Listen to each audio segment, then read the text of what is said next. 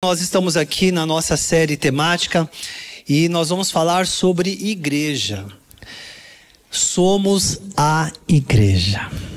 Somos a igreja. Pode colocar aí o tema, somos a igreja. Poxa, mas nós já estamos aqui, né? Nós precisamos aprender sobre a igreja. Você acha que a gente precisa aprender sobre o que é a igreja, amados? Quem concorda com isso? Eu creio que se a gente olhar para isso, nesse domingo que vamos tomar a ceia e os próximos domingos, nós vamos aprender sobre o poder que foi derramado sobre a igreja. Eu acredito que boa parte das pessoas que estão na igreja ainda não descobriram o que é essa identidade real. E por conta de, primeiro, uma falta de entendimento generalizada, talvez não se debruçaram para ler mesmo a palavra do Senhor, entender o que é a igreja. E segundo, pelos ensinos equivocados. E hoje nós estamos recheados disso para todo lado. Uma concepção equivocada sobre o que é a igreja. As pessoas pensam que a igreja é um lugar que eu vou. Apenas isso. E isso extrai aquilo que é a maior riqueza da igreja. Então, que o Espírito Santo nos ajude, que possamos olhar com reverência, mas também com muita fé, entendendo que ainda que o Evangelho nos confronte, é para o nosso bem. Nossa rota vai ser ajustada pela palavra do Senhor. Para o nosso bem, visando o nosso bem, para que possamos dar muitos frutos. Então, assim sendo, eu quero ler esse texto clássico aqui do apóstolo Pedro, quando ele escreve a sua primeira carta, estando lá provavelmente em Roma. É uma carta circular e ele envia esta carta e ele declara no capítulo 2, versículo 9: vocês, porém, são geração eleita, sacerdócio real, nação santa, povo exclusivo de Deus, para anunciar as grandezas daquele que o chamou das trevas para a sua maravilhosa luz. Foi o texto base da oração que foi feita aqui. Eu queria que você lesse comigo esse versículo. Vamos juntos? 1, 2, 3 já? Vocês, porém, são geração eleita, sacerdócio real, nação santa, povo exclusivo de Deus. As grandezas daquele que o chamou das trevas. O primeiro ponto que eu queria tratar aqui, eu vou começar pelo final do versículo, sobre trevas e sobre maravilhosa luz. Então, igreja não é formada pelas pessoas que ainda estão em trevas. Até porque Pedro, ele declara que ele está dando características da igreja. Ele está qualificando espiritualmente essas pessoas. Ele está dizendo, vocês são uma geração eleita. Ele qualifica assim, sacerdócio real. Qual era o papel do sacerdote dentro da revelação progressiva de Deus para o povo judeu? O sacerdote é aquele que se coloca entre Deus e o povo. Então está dizendo, vocês ganharam, você que é a igreja, você ganhou esta atribuição. Você é alguém que está entre o Deus Criador e as pessoas. Você representa essa realeza celestial. Você é nação separada, nação santa. Você é o povo exclusivo. Então ele qualifica com todas as letras. Mas ele está dizendo, este povo é assim porque eles estavam no lugar e foram transportados para outro. Portanto, é impossível ser igreja estando em trevas. Há pessoas que confundem isso. E sobretudo nos nossos dias isso está muito generalizado. Há pessoas que têm uma vida corrompida, destruída, escrava pelo pecado, mas quando fala assim, e o que Jesus é para você? Ah, Jesus é tudo para mim. E há uma desconexão profunda. O que é que essas pessoas estão querendo dizer? Que Jesus é um personagem da história que elas admiram. Apenas isso. Não, Jesus é alguém que eu admiro a história dele. Ele foi lá para a cruz, né? Ele amou a humanidade. É isso que as pessoas estão dizendo, mas não significa que elas tenham um relacionamento com o Cristo vivo e ressurreto. Não significa que elas conheçam Cristo de com Ele andar. Não significa que elas estão cheias do Espírito Santo, enviado por Cristo Jesus. Então nós precisamos discernir bem uma coisa da outra. Portanto, a igreja não é formada por pessoas que estão em trevas. E é importante a gente pontuar bem porque corre-se o risco, há uma probabilidade de pessoas estarem no culto da igreja, estarem no endereço da igreja e estarem nas trevas também. É impossível ser igreja, sacerdócio real, geração eleita e estar andando em trevas. Isso é impossível, é incabível. Mas é possível estar em trevas estando junto da igreja. O próprio Senhor, ele ensina que dentro da igreja cresce trigo, cresce joio junto. E a tarefa do homem não é tentar separar, porque ao tentar tirar o joio, vai tirar o trigo também. Quem fará este filtro é o próprio Senhor. Ele conhece os nossos corações, amém? Ele conhece os nossos corações. Então, assim sendo, qual é a característica de quem está em trevas? Quando eu falo assim, nossa, essa pessoa está em trevas. O que vem? Que imagem que vem na sua cabeça? Uma coisa tenebrosa. Em trevas. Olha como ela está em trevas. Quase que vem uma musiquinha de filme de terror. Está em trevas. Não, a pessoa pode estar em trevas sendo linda, maravilhosa, cheirosa, rica, bem vestida, saudável. Não é o estereótipo externo que identifica uma pessoa em trevas. O que é estar em trevas? É uma pessoa que está sem direção. Então, uma coisa que não é comum, sendo membro da igreja, do corpo de Cristo, o corpo de Cristo original mesmo, é que a pessoa ela não vive sem direção.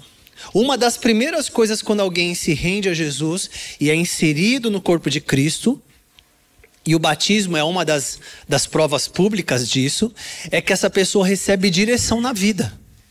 Por que sem estar na igreja a pessoa erra tanto na vida, dentro da família, na sua casa, a sua vida moral, tanta bagunça, tanto bate-cabeça, mas depois ela conhece a Jesus, a vida dela começa a entrar em ordem. Por quê? Porque agora ela recebe direção, ela não está mais em trevas. Quem está em trevas, a evidência principal de quem está em trevas é que ela não sabe para onde vai. Como diz o salmista, os ímpios eles ficam tateando, eles caem e por estar em trevas eles nem sabem em que eles tropeçaram. Por isso, a igreja do Senhor ela é feita por quem não está mais em trevas. E quem está em trevas não sabe que está. Se ele soubesse, ele não estaria. Então, por isso que a pregação do evangelho e a conversão de uma pessoa a Cristo Jesus o Senhor é obra de um milagre. Porque ela mesma não tem condição de dizer, eu estou em trevas. Ela só consegue identificar que ela estava em trevas quando a luz de Cristo brilha sobre ela por meio da pregação do evangelho. Porque ela, por ela mesma, ela não consegue despertar para essa realidade. Então, quem está em trevas está sem direção. Outra característica de quem está em trevas é uma pessoa que está presa ao pecado. Quem faz parte do corpo de Cristo, a igreja, peca, erra, falha, com certeza. O próprio João, numa das suas cartas, ele diz, aquele que diz que não peca, ele está mentindo. Então, nós erramos sim. O que significa pecar? Originalmente significa errar o alvo. E de vez em quando a gente erra o alvo. Você concorda comigo? A gente erra o alvo. Agora, existe uma atitude diferenciada de quem faz parte da igreja e não está mais em trevas. É que quando essa pessoa erra, quando ela peca, é gerado no coração dela o arrependimento. Ela se entristece pelo seu erro. O seu coração é quebrantado, é ensinável. Ela rapidamente ouve a voz do Senhor. Ela repara aquele erro. Ela pede perdão. E ela corrige a rota, ela permite que a palavra de Deus corrija a rota dela. Ela tem humildade para receber a correção da palavra sobre a sua vida.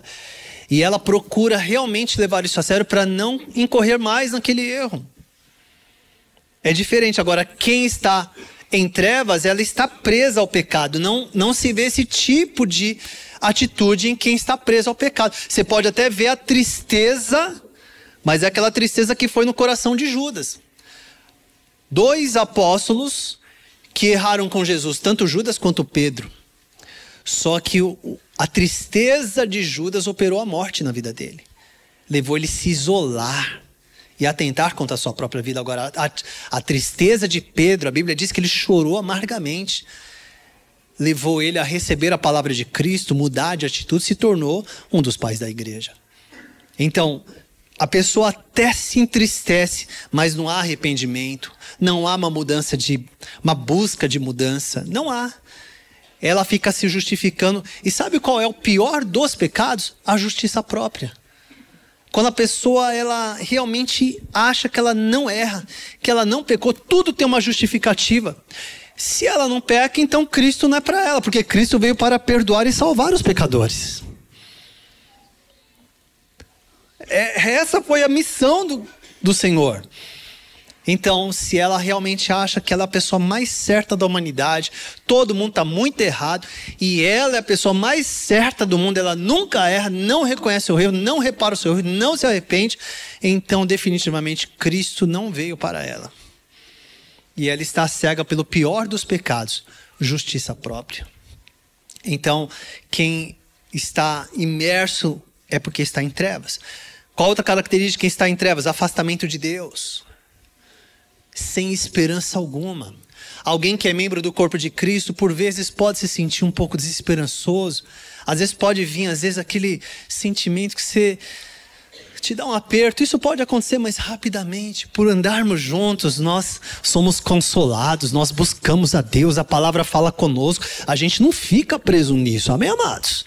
Agora, quem está preso nas trevas, ela se afunda nesse mundo sem esperança. Ela não tem esperança porque ela não tem direção. Ela não sabe para onde vai. Ela está presa ao pecado. Ela desconhece a vontade de Deus. E ela está cheia de justiça própria. Essas são características de quem está em trevas. Então, uma pessoa assim pode estar dentro do culto. Ela pode estar cantando músicas que exaltam a Deus, porém está em trevas. E é importante a gente pontuar bem, nós vamos nesses próximos domingos aprofundar sobre a igreja do Senhor aqui na terra. Foi por ela que Jesus morreu. Mas este é um ensino base. Esse é um ensino que a gente já tem que avançar, nós não podemos ficar presos nele.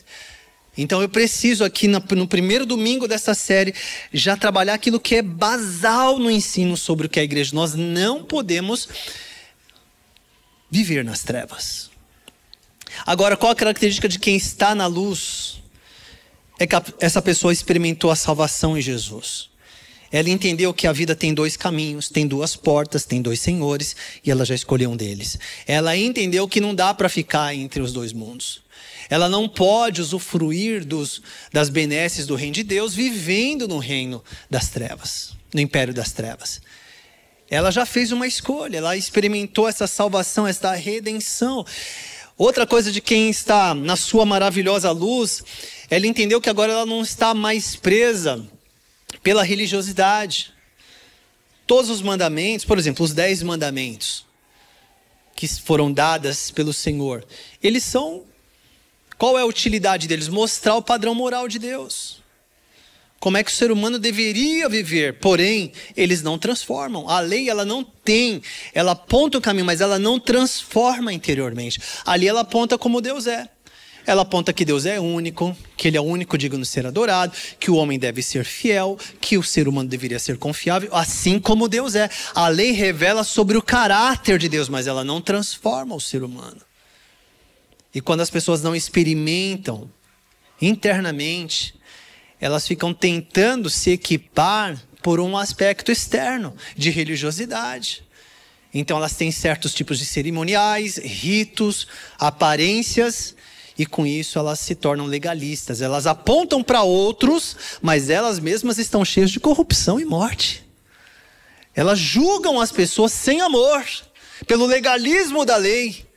Mas elas não conseguem, são incapazes de amar e de ter misericórdia. Ainda estão em trevas. Porque a característica de quem está na luz é que ele reconhece o quanto ele foi amado pelo Senhor. É impossível uma pessoa ser salva e não ser cheia de misericórdia. A Bíblia diz que a medida de misericórdia que nós usarmos vai ser a mesma medida que que será destinada a nós. Quem usou pouca misericórdia lhe será oferecida. Quem é salvo em Jesus experimenta isso, ele tem uma experiência interior, e uma das características dos frutos é que essa pessoa começa a se relacionar com Deus e com a sua vontade. A vontade de Deus passa a ser prioridade na vida de alguém que está na maravilhosa luz. Ele não quer apenas falar assim, não, eu quero fazer isso, mas ele fala, mas será que Deus quer? Ele começa a se importar mais com a vontade de Deus. Ele começa a dizer assim, Senhor, eu estou tão empolgado com isso, essas coisas que estão acontecendo, mas o Senhor quer isso para a minha vida? Porque se o Senhor não quiser, eu também não vou querer. Ela começa a andar alinhada com a vontade de Deus. Ela busca a vontade de Deus. Um testemunho curto aqui. Não sei se vocês lembram que eu contei no mês de março, quando eu fiz fui para São Sebastião aqui nas montanhas. São Sebastião é o nome da cidade? Pedra do Baú lá, esqueci o nome da cidade. São Bento do Sapucaí.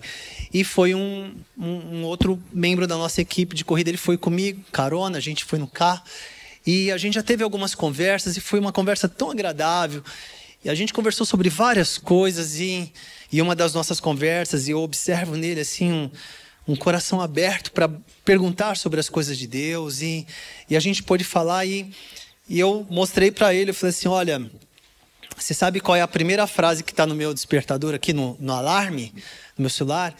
E aí eu mostrei para ele, eu falei assim, apresentar-se ao Senhor. Eu falei, isso aqui, cara, é a primeira coisa que eu faço, logo de manhã, porque eu sei que a nossa natureza humana, que ela vive, nós vivemos com duas naturezas.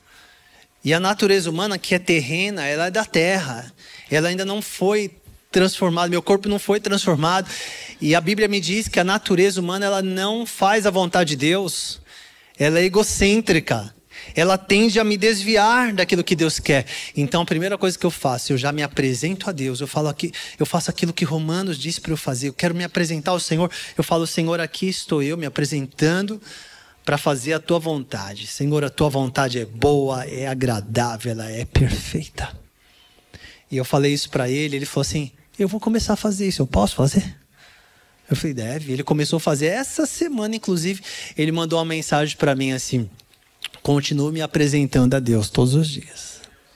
Testemunho, está lá se apresentando. E por quê? Porque eu sei que a melhor coisa para a minha vida é estar no centro da vontade de Deus. A salvação, ela envolve isso, me colocar no centro da vontade dele. E outra coisa de quem está na maravilhosa luz do Senhor é que tem esperança da vida eterna. Quem é salvo, quem está dentro dessa maravilhosa luz, a sua mente ela não é limitada apenas a este mundo. A pessoa agora começa a pensar nas coisas que são eternas. Ela começa a pensar naquilo que Deus preparou. Ela não se limita apenas a esta terra. Ela crê na ressurreição do Senhor, ela sabe disso e ela começa a viver agora pensando também na eternidade. A eternidade não vai começar só o dia que eu morrer. A eternidade já está dentro de nós, a vida eterna já está dentro de nós. E ela não cessa quando a gente morre, porque ela é uma vida eterna. Então essas são as características. Quem está fazendo parte da maravilhosa luz do Senhor não teme a morte. Lógico, a pessoa não levanta de manhã, eu estou a fim de morrer. Não. É gostoso viver, estar com as pessoas queridas da nossa vida, óbvio. Construir, a vida em si já é um milagre, já é uma bênção. Mas quem tem Jesus sabe que a morte já foi vencida pelo Senhor. Era o último inimigo. O corpo de um cristão, de alguém que faz parte da igreja do Senhor verdadeira, ele pode adoecer, ele pode falir, porque ele é falível, ele é da terra. Mas a Bíblia diz que esta pessoa ela está dormindo em Cristo, mas ela já está com o Senhor, porque a alma não morre, ela está com o Senhor. Ela não encontra a segunda morte. A Bíblia diz que aqueles que nascem, ela fala sobre a segunda morte, que é a morte física e a morte que significa condenação eterna. Então quem nasce uma vez só fisicamente experimenta a morte física e a morte eterna. Mas quem nasce duas, fisicamente, mas nasce para Deus, experimenta só uma morte que a Bíblia chama de dormir em Cristo, mas não vai encontrar a morte, a sua força, porque ela já foi derrotada por Jesus. É isso, amados. Paulo teve essa revelação clara e falou: olha, eu vou ficar aqui porque é importante ficar aqui, mas assim, o lucro mesmo é estar com Cristo. Porque ele tem certeza que aqueles que estão em Cristo não encontrarão a morte com o seu aguilhão. Ela já foi derrotada. Então, amados, essas são as características de quem está na maravilhosa luz do Senhor. Quem foi transportado das trevas para a sua maravilhosa luz. Repito, essa pessoa tem direção, não está mais presa ao pecado. Se ela peca, ela se arrepende, ela busca a reconciliação, ela busca corrigir a rota pelo poder da palavra de Deus, ela tem um coração ensinável. Quem está em trevas está afastado de Deus, não se alinha com a vontade de Deus. Para buscar Deus é um parto. As coisas de Deus, tudo para ela é pesada demais, porque ela ainda não entendeu a vontade de Deus. Mas quando nós estamos na maravilhosa luz, essas coisas começam a se tornar leves, porque nós sabemos que fomos salvos, amados e perdoados. Só estar no ambiente da igreja não é suficiente. Nós somos transportados. Agora quero tratar dessas características que Pedro fala aí. Somos a geração eleita. Então, primeiro ponto. Diga para o seu irmão: Jesus te transportou das trevas para a sua maravilhosa luz, queridos. Diga: estar nas trevas não é o seu lugar. É isso aí. Você pode usar essa palavra para falar com as pessoas que trabalham com você. Olha quanta riqueza que Deus está te dando. Quem trabalha com você, às vezes a pessoa está totalmente perdida, você pode dizer para ela. Não é que você vai chegar para ela e falar: sabe por que você está assim perdida? Porque você está nas trevas. Não, você vai dizer assim: olha, o que você está enfrentando é a característica de alguém que precisa conhecer o poder de Deus, de alguém que está sem direção. A Bíblia chama essa característica, esse traço da nossa vida, de estar em trevas. Por quê? Porque a gente não consegue enxergar nada. Estamos completamente perdidos. Mas eu estou aqui para anunciar a palavra de Deus para você. Estou aqui para anunciar que Jesus vai te transportar para a luz dele. Você vai ter direção, você vai ter propósito, sua vida vai ser transformada. Anuncie o evangelho, amados. A gente às vezes pode ficar com muitos medos. A gente fica com muitos respeitos humanos. Mas eu vou falar e se a pessoa não gostar. Olha, o evangelho confronta a nossa vida mesmo. Em amor, mas ele confronta. Assim sendo, o que é ser geração eleita? O que é ser sacerdote real, nação santa e povo exclusivo? Essas 4 características, essas qualificações que Pedro dá, eu poderia colocar num pacote só e dizer o seguinte: a geração eleita, ou seja, a geração que é escolhida, ela precisa fazer parte da linhagem de Cristo. Para dizer bem isso e explicar melhor, a Bíblia fala que o ser humano, todos nós, somos da linhagem adâmica. Todos nós nascemos, o ser humano, ele é descendente de Adão e Eva, sim ou não? É isso que a Bíblia diz, os primeiros seres humanos. E aí a população cresceu, ela simplesmente se tornou iníqua. Houve uma decisão de Deus de enviar o dilúvio. E apenas Noé, sua esposa e os 3 filhos com a esposa que foram poupados. Mas da descendência de Noé, Sem, Cão e Jafé, a humanidade se multiplicou novamente sobre a terra. Então esta humanidade, nós somos descendentes. Nós temos a genética daquele povo. Nós temos o DNA, o código genético da raça humana. Ela tem em si essa natureza adâmica. Uma natureza que se rebela contra Deus. Nós herdamos isso. A palavra fala, Paulo explica bem isso sobre o primeiro Adão. Nós herdamos a morte. É uma herança que estes primeiros seres humanos transmitiram para a humanidade. E esta linhagem adâmica, Deus não pode mais contar com ela. Lógico que você, para fazer parte da linhagem de Cristo, você não vai morrer fisicamente. Agora, vamos zerar o jogo. Não, a gente continua vivo. Eu sou um descendente de Adão, você também. Fala aí a data do seu aniversário e o lugar que você nasceu. 1, 2, 3 já. 10/1/75. Qual a cidade? Ó. E o local que você nasceu? Já falou a cidade. Então, ali, aquele bebezinho que nasceu dia 10 de janeiro, anota a data, irmãos. 10 de janeiro de 75, que estava aqui nos braços deste casal, a quem eles deram o nome de Fernando. Aquele bebezinho, era bonitinho, mãe? Lindo demais, olha só, né? Mas ali estava o quê? Um pequeno descendente de Adão. Estava ali.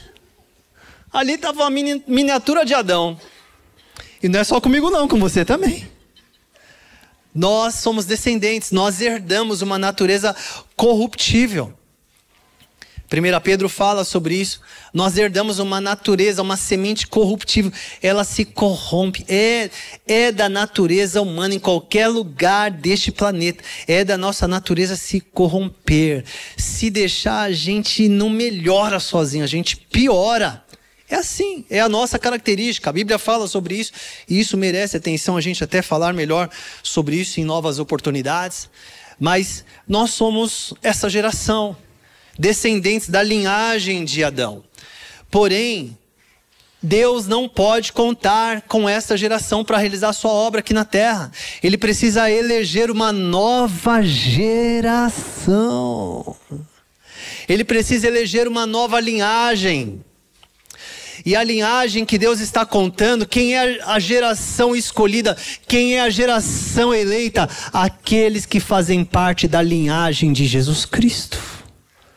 Então, quando a gente se entrega a Cristo, quando reconhecemos Ele, pela palavra, pela confiança e fé na palavra, nós nascemos de novo. Eu continuo convivendo com a natureza humana, descendente de Adão. Ela só será completamente finalizada ou o dia que eu morrer ou que Cristo voltar. Até lá, ela fará parte da minha existência. Por isso que Paulo fala que aqueles que semeiam, aqueles que investem na carne, aqueles que fazem a vontade da natureza humana, eles vão colher morte e corrupção, eles não verão frutos. Mas quem semeia na vida do Espírito, porque eu recebi o Espírito vivificante, eu sou da linhagem de Cristo Jesus, eu fui perdoado, eu recebi poder para viver a vida de Cristo aqui na terra. Então eu vou colher vida e paz. Essa é a vida do cristão.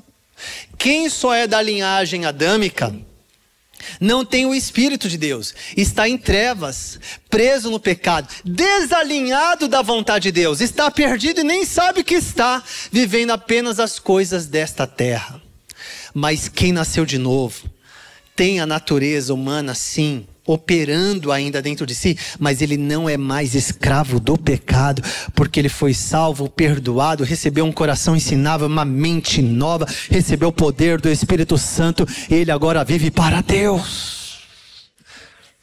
Então a pergunta nesta manhã é: você já é da linhagem de Cristo? Porque a geração que Deus escolheu para anunciar as grandezas tem que ser eleita, tem que ser escolhida. Ele escolheu a linhagem do seu Filho Jesus. É essa linhagem que ele escolheu. E quem é que pode fazer parte dessa linhagem? Vê que ele usa aqui a palavra sacerdócio real. O profeta, por exemplo, o profetismo lá, os profetas do Antigo Testamento, Deus escolhia. Ele pode escolher quem ele quiser, segundo a vontade dele. Mas para ser sacerdote tinha que ter linhagem, tinha que ser descendente de Arão. Não poderia ter outros sacerdotes que não fossem da linhagem de Arão. O sacerdote tem que ter linhagem, tem que ter ascendência. E se você é sacerdote real, é porque você tem ascendência em Cristo Jesus. A sua linhagem é de Cristo. Então, e como é que eu comprovo minha filiação? Quando eu mostro meus documentos. E se fizer o teste, vai ver que eu sou filho aqui deste casal distinto aqui na frente. E os filhos adotados, que não têm o mesmo código genético, mas eles são filhos por herança. E olha só, a Bíblia diz que nós nos tornamos filhos por adoção do Senhor. Onde que prova a minha adoção? Palavra de Deus. Aqueles que o receberam, deu-lhes o poder de serem feitos filhos de Deus. Ser da linhagem de Cristo não é uma coisa complexa, é a coisa mais simples deste mundo. É tão simples que o homem consegue complicar. A natureza humana, ela é complicada. Ela consegue complicar o que é simples. Ela torna a entrada no reino complexa. Jesus chamou a atenção dos fariseus. Ele estava dizendo, vocês não entram, vocês não deixam os outros entrar. Vocês tornam as pessoas 2 vezes mais filhos do inferno. Porque vocês ensinam legalismo, vocês ensinam aquilo que nem vocês praticam, são como sepulcros caiados. Por fora, cheio de religiosidade, mas por dentro, morte e corrupção. E as pessoas ficam mais impedidas ainda, vocês complicam a vida das pessoas. E o Senhor veio salvar todo aquele que se rende a Ele. Todo aquele que se render a Ele pode se tornar descendente dEle. Você tem a linhagem de Cristo, você pertence, você tem essa herança poderosa dentro de você. E aí qual que é o resultado final? Ele chama essa geração eleita, esses sacerdotes reais, essa nação santa, este povo exclusivo de Deus. Ele chama esse povo que Ele transportou da morte para a sua maravilhosa luz. Para quê? Para anunciar. Anunciar significa ser testemunha. Em cada geração Deus levanta aqueles que testemunham com a sua vida. Deus é fiel, Deus é maravilhoso, Deus é amor, Deus é justiça. E você e eu somos testemunhas nesta geração. A nossa principal função é ser testemunha do Senhor. É declarar que Ele está vivo, tem um projeto em andamento. E assim sendo, amados, Ele quer levantar você para realizar coisas extraordinárias. E através daquilo que você realizar, antes de realizar, você se torna. Você se torna essa pessoa, essa geração eleita. Você se torna internamente, interiormente. Você é lavado pelo poder da palavra. Você é cheio e revestido do Espírito Santo. E agora você vai anunciar. Você realizará obras extraordinárias, mesmo sendo uma pessoa comum. Esse é o milagre do Evangelho. Deus usa pessoas comuns para realizar obras extraordinárias. Deus não quer levantar super gigantes. Eu não sou um super gigante. Eu não sou um gigante cristão. Eu sou uma pessoa comum. Eu sou seu irmão em Cristo. Mas eu tenho certeza que Deus me levantou para realizar obras extraordinárias. O extraordinário não sou eu, é aquele que vive em mim. O extraordinário é aquele que nos salvou. O extraordinário é aquele que te chamou. Ele é o extraordinário. E Ele habita em você. Avisa seu irmão, você é comum, mas Deus te chamou para fazer coisas extraordinárias. Você precisa crer nisso. Você precisa crer nisso. Olha aí o que diz aqui. Voltando ali naquele primeiro ponto, 1 Coríntios 15, 45, né? O primeiro Adão se tornou alma vivente. Aqui, ó. Como pela desobediência de um só homem, muitos foram feitos pecadores. Quem foi que pecou lá atrás? Quem que desobedeceu a Deus? Qual o nome dele? Qual o nome dele? Pode falar, não vai ficar bravo não. A Bíblia diz, pela desobediência dele, muitos foram feitos pecadores. Mas ele diz, mas pela obediência de um, muitos serão feitos justos. Romanos capítulo 8, versículo 19. E agora, você foi tornado justo para anunciar. Você se tornou geração eleita e você tem uma participação na história da salvação. Você tem um papel para desempenhar. Você sabia disso? Você sabia disso? Você sabia disso, que você tem um papel importante a desempenhar na história? Na construção da salvação? Por isso que eu tenho dito aqui de forma recorrente que a preocupação de Satanás, o adversário, o acusador, não é muitas vezes tirar as pessoas da igreja, não. Não é desviá-las do endereço da igreja. Talvez seja até mais vantajoso mantê-las no endereço da igreja, mas sem elas saberem quem elas são em Cristo Jesus. Porque pior do que a pessoa que está lá longe da igreja é aquela que está se auto-justificando, muitas vezes revestida da capa da religiosidade, mas vivendo em trevas. É muito mais efetivo e eficiente produzir esse tipo de trabalho. A pessoa pensa que é, mas na verdade ela está em trevas. Ela tem práticas de quem é de Cristo, mas na verdade o interior dela não foi transformado. Ela ainda vive para ela. ela não tem esperança, ela não está alinhada com a vontade de Deus. Ela ainda tem a linhagem de Adão, mas não recebeu a linhagem de Cristo. Ela não se rendeu ao Senhor. Ela não está comprometida com o reino de Deus. Ela acha que só as pessoas mais talentosas e melhores do que ela podem servir a Deus, mas Deus não espera nada delas. Isso é um pensamento de quem está em trevas. Repito, não é porque a pessoa é maldosa, não é porque ela levantou querendo pensar isso, mas é desconhecimento, é falta de entendimento isso, amados. Quando a pessoa ela tem uma vida passiva, uma vida sem fruto, uma vida ineficaz, ela não se compromete com nada que envolve a tarefa de anunciar, de testemunhar. Ela diz, não, eu estou muito ocupada, isso alguém vai fazer. Esse é o pensamento de quem não entendeu o chamado de Deus para a sua vida. E até para isso tem que haver arrependimento. O que é arrependimento? Mudança de mentalidade, mudança de vida. Porque o chamado de Deus é para todos. Ou você acha que ele te redimiu, te chama pelo nome e fala assim, agora eu não vou contar com você não, que você é difícil, hein? Fica sentadinho no banco aqui, ó. Só vou te pedir uma coisa, só não atrapalha. Você acha que ele enviou o Filho dele, enviou o Espírito Santo para habitar na gente, para a gente não atrapalhar? Ele te chamou para você realizar obras extraordinárias. Aqueles que creem em mim farão obras até maiores, Jesus disse. Farão não apenas as que eu estou fazendo, mas farão até maiores. Jesus mudou o mundo e não rodou mais do que 200 quilômetros para além da sua habitação. Quando ele era pequeno, ele foi para o Egito, sim. Sua família, depois ele voltou para Nazaré, onde ele cresceu. Mas Jesus, no seu ministério público, nunca viajou mais do que 200 quilômetros. Se você já viajou 201 quilômetros para falar de Jesus para sua família, você já fez uma obra 1 quilômetro maior do que Jesus. Você já parou para pensar com quantas pessoas Jesus teve a interlocução dele? Quantos milhares de pessoas? Era um vilarejo. Ali naquela região eram alguns milhares de pessoas. Hoje, na internet, com quantas pessoas você pode falar? Você já está tendo um alcance até maior do que o que Jesus teve, sendo ser humano. Lógico que ele tem o atributo da onipresença, como Deus que é, mas o seu ministério como ser humano, em carne aqui na terra, ele falou, você vai realizar até coisas maiores. E isso é maravilhoso. Eu quero que meus filhos façam coisas maiores. É assim. Nós não vamos ser melhor. Porque o discípulo não consegue ser melhor que seu mestre. Mas realizar obras maiores ele pode.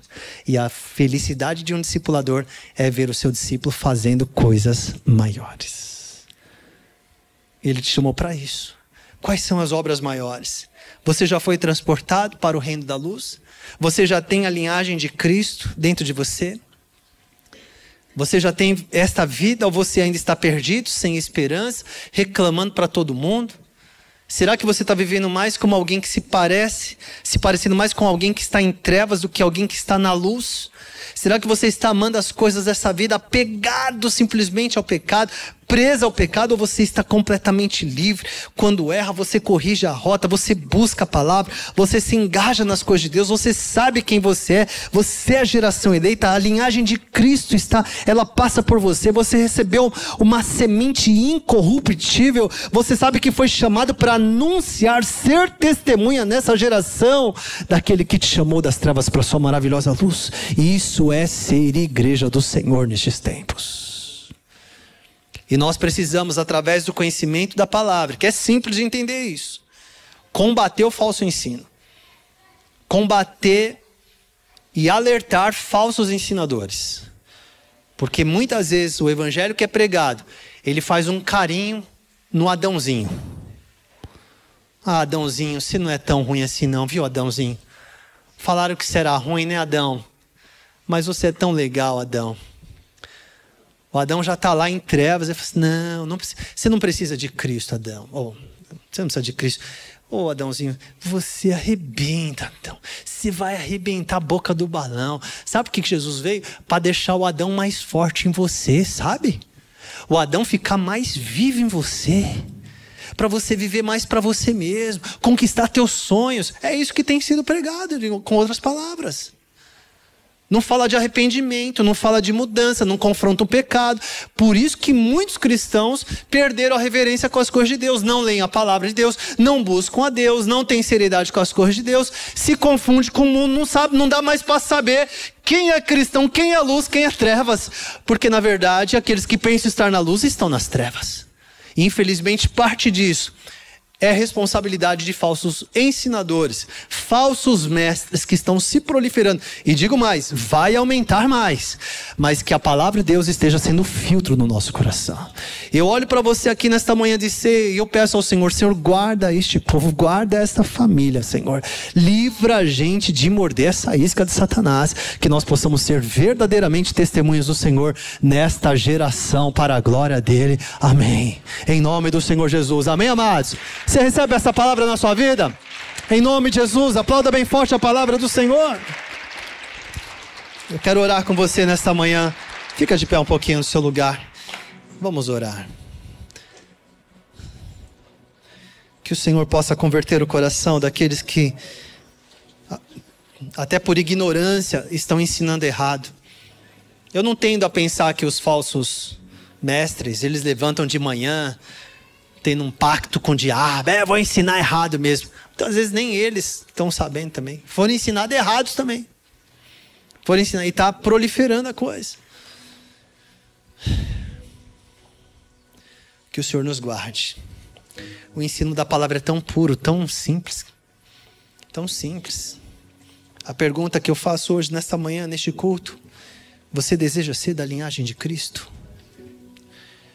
Não se confunda com aspectos meramente comportamentais de um cristão evangélico. Lógico que vai ter a evidência comportamental, é óbvio que vai, óbvio. Lógico que vai ter o fruto externo e visível, lógico que vai. Mas entenda o seguinte, existem certas características que a pessoa pode simular. Ela consegue criar sem ter uma experiência interior. Porque ela ainda não foi regenerada, ela não recebeu a semente incorruptível de Cristo. Como que eu sei, pastor? É só olhar para a vida. Às vezes está vivendo em trevas, sem direção, sem propósito, sem se engajar com as coisas de Deus, o coração endurecido. Se você está aqui nesta manhã e você fala, puxa, mas essas, honestamente, são essas características da minha vida. Então, se você conseguir perceber isso, eu já posso te adiantar que já tem um milagre operando na sua vida. Porque quem está em trevas não consegue perceber isso sozinho, por si próprio, se não for Cristo lhe iluminar. Nenhum ser humano consegue, ele é dominado pela justiça própria. Quem está em trevas nem consegue perceber.